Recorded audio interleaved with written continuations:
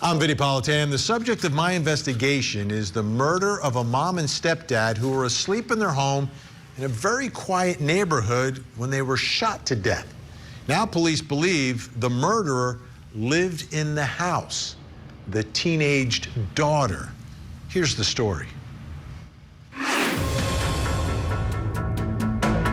17-year-old Sarah Grace Patrick is charged with the February 20th, 2025 murders of her mother, Kristen Brock, and her stepfather, James Brock, in their Carroll County home.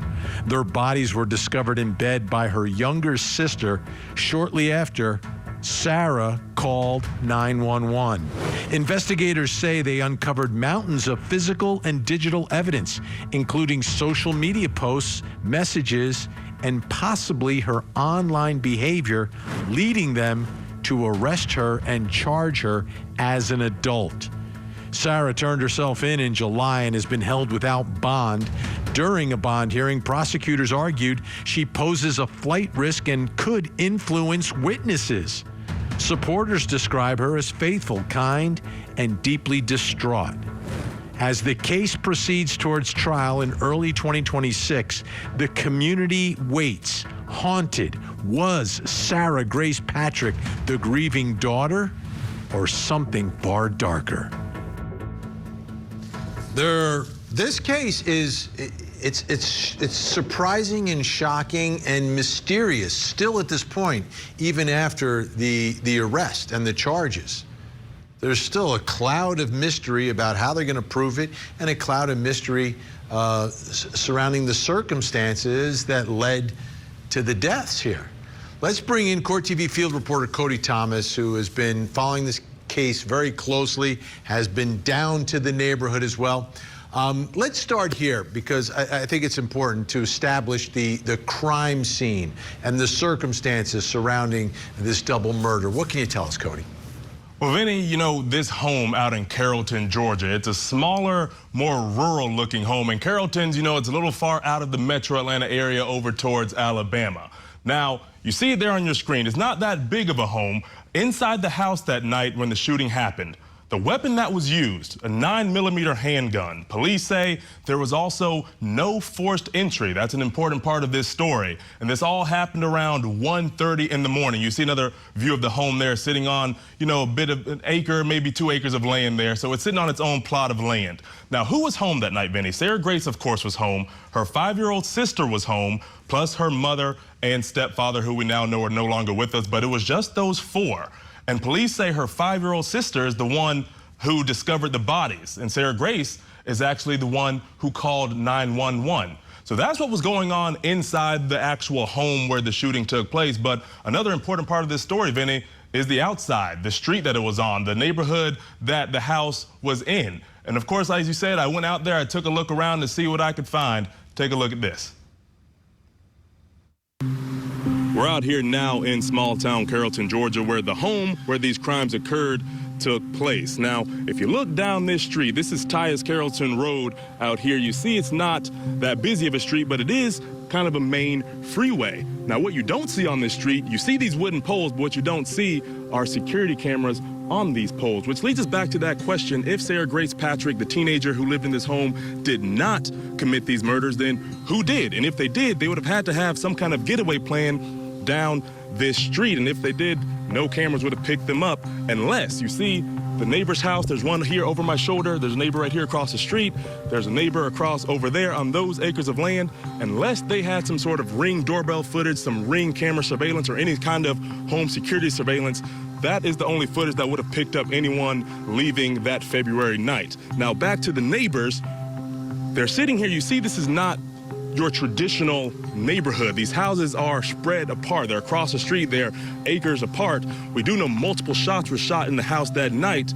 Who could have heard those shots? And they were shot around 1:30, 1:40 in the morning. So if these neighbors were in a deep sleep, they may not have heard those shots unless, again, they have Ring camera footage that could have picked up the sound of those gunshots in this house where the crimes occurred. But again, this is out here in Carrollton, Georgia, where everything went down. Sarah Grace Patrick now facing double murder charges in those two shootings. And Vinny, with all of this, you know, police and prosecutors are still pointing very strongly at Sarah Grace Patrick, saying they have a mountain of evidence. Take a listen to what police out in Carroll County said in a press conference following these murders. So I believe in the beginning of any case, everyone's a suspect. I think I told many of you that when we were on scene that day. However, as an investigation continues and everything ebbs and flows, like I said in my press release, mountains of evidence has gotten us through here today. Lots of processing, lots of working with our law enforcement partners to get us to where we are today that honed in on her as a suspect. She has been arrested and charged now, and we feel confident that she is responsible for their murders. So, Vinny, Sarah Grace claiming her innocence, police saying they have a mountain of evidence. Vinny, I'm just left wondering, I wonder what some of that evidence actually is. Yeah, that's a huge mystery in all of this. Cody's going to stick around. But looking at what Cody was able to figure out for us. So a modest home, quiet neighborhood, no forced entry. It's 1 o'clock in the morning. Sarah Grace Patrick is home. Her younger sister's home as well. But there are no cameras there. And all of these facts and these circumstances bring us to the first question in our investigation. And it's an important one for any trial, right? Could someone else be solely responsible for these murders? Not someone connected to Sarah Grace or a co-conspirator. I'm talking about someone else just invade this home, commit this murder, and get out. Is that even possible under the circumstances of what we know? Here to help answer that question, digital journalist Justin Shepard joins us, along with former New York police officer, retired police lieutenant, and commanding officer of the Nassau County Police K-9 Unit, Mike Gould is with us. Mike, I'm going to start with you on this. With these circumstances where there's no forced entry, it's 1 in the morning, gunshots, Sarah Grace is home at that time. Could someone have driven there, parked the car, gotten out, gotten into the house, committed the double murders, exited the house, got in the car, and gotten away, from your perspective?